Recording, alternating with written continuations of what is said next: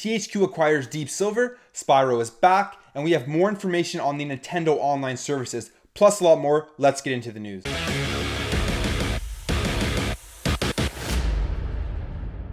So THQ has acquired Koch Media, who owns Deep Silver, for $149 million.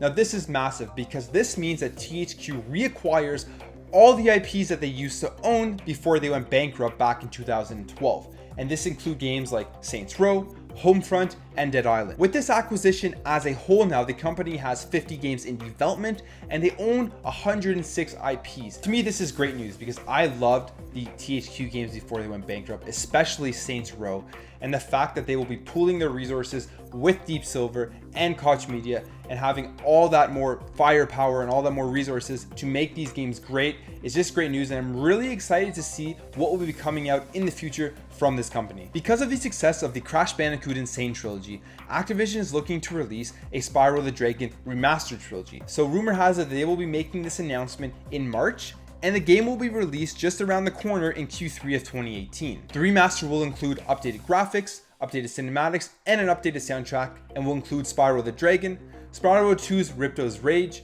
and Spyro the Year of the Dragon. Now, I absolutely loved the Spyro games on the original PlayStation, and I've been waiting for a new Spyro game for so long. This isn't a new game, but it is still a remaster of the original greats, and I'm really excited for it to come out. So we got more information on the Nintendo Online Services this week. Nintendo had an investors Q&A, and in this investors Q&A, the managing executive officer of Nintendo, Shinya Takahashi, said that the online services will be worth the wait. The president of Nintendo, Tatsumi Kimishima, also came out and said that the online services that Nintendo will be offering is just one of the ways that they are looking to diversify the way that players play games. In this investors Q&A, Kimishima also had this to say: "That is why we want to apply substantial resources to the online service, with the thinking that we will devote our energies to making this a for-pay service.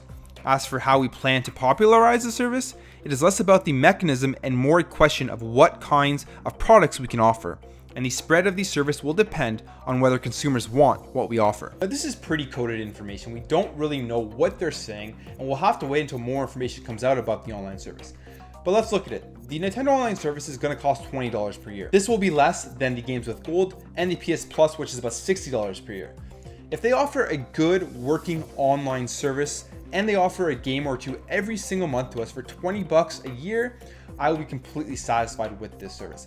And the fact that they are putting lots of resources into it to make it good is a good sign, and I'm excited to see what more will be coming from Nintendo with their online service, and what more will be coming about the diversification of playing games on the Nintendo Switch. So Sea of Thieves is coming out just around the corner on March 20th, 2018, and we now have information that there will be microtransactions that come out 3 months after launch. Now, these microtransactions will not be loot boxes.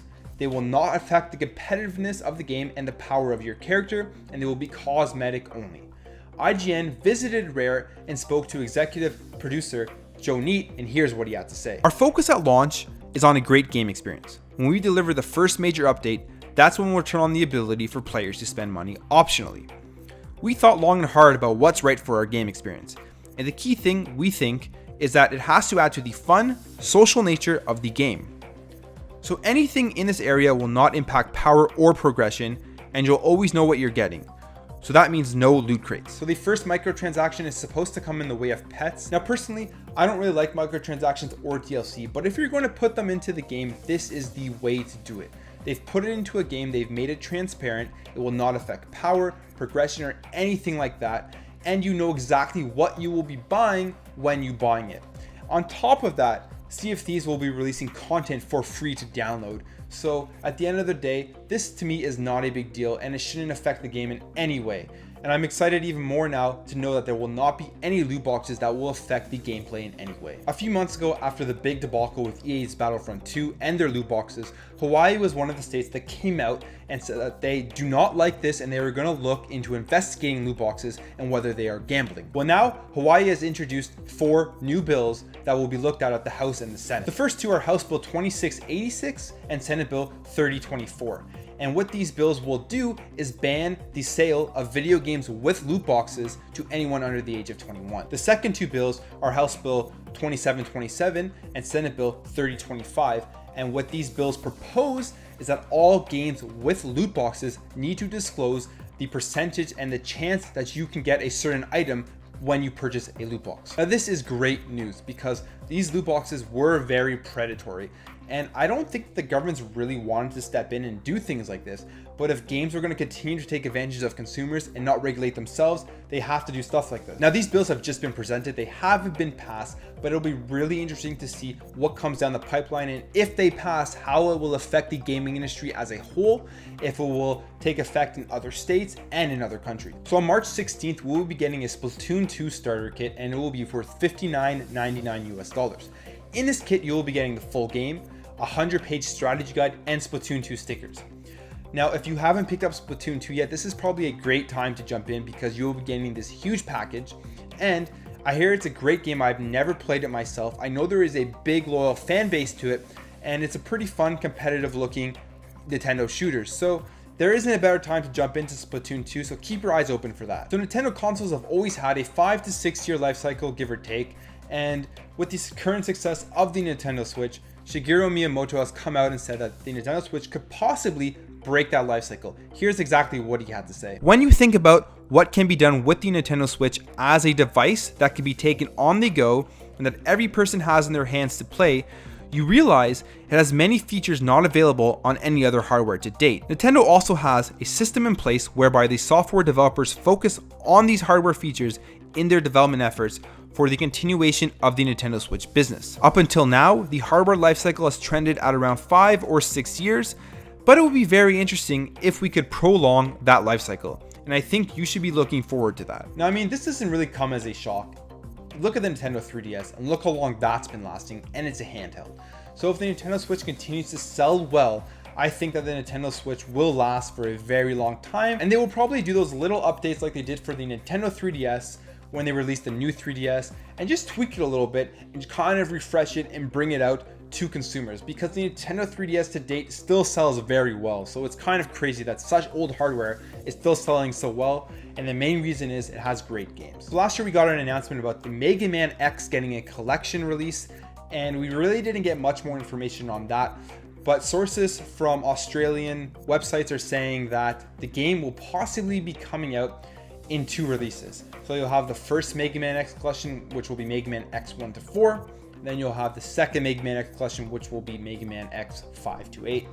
Now, I wish they would just put it all into one package and release it, because these games, putting them out as a collector's edition probably doesn't cost them too much money to do, and putting them out in 2 packages and then charging 2 prices is just trying to make more money. And I understand why they do it, because they did it for the original Mega Man Legacy Collection, and I believe that they both sold pretty well, but it would be great if they just put them into one package and sold it as one game. When FIFA for the Nintendo Switch was originally released, EA came out and said that it will be using this game as sort of a test to see how well their games will sell on the Nintendo hardware. Well, apparently Philippe Lavoie, who is the general manager of Nintendo France, said that it has officially passed the stress test because they sold about 73,000 copies of FIFA for the Nintendo Switch, and he believes that that is enough to have further announcements and further games on the Nintendo Switch coming from EA.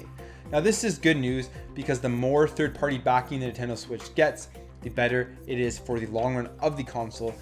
And third parties are loving the Switch because it's selling so well, so it's not really surprising at all that they believe that it has passed the stress test. So as we all know, there was a major tragedy in Florida last week, and I didn't really want to talk about it too much because I don't want to play off of the tragedy just for people to watch my video or anything like that.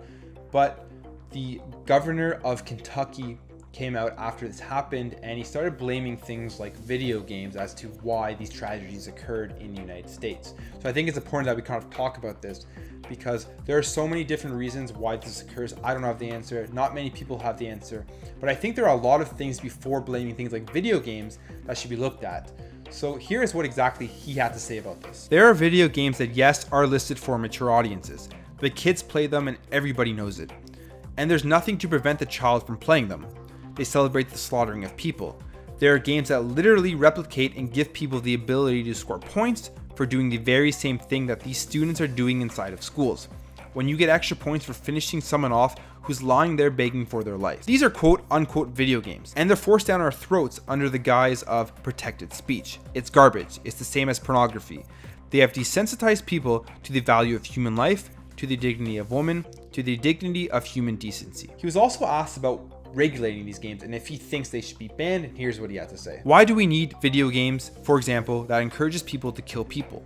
Whether it's lyrics, whether it's TV shows, whether it's movies, I'm asking the producers of these products, these video games and these movies, ask yourselves what redemptive value other than shock value, other than the hope you'll make a couple of bucks off of it. At what price? At what price? Now he goes into of all the different pop culture movies, TV shows, video games, and why he thinks these things occur and why they keep occurring.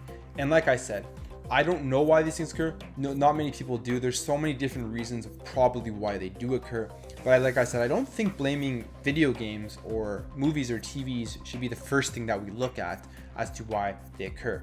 Now, I don't live in the United States, so I don't fully understand the problem with the guns, and I don't fully understand the want to always have guns.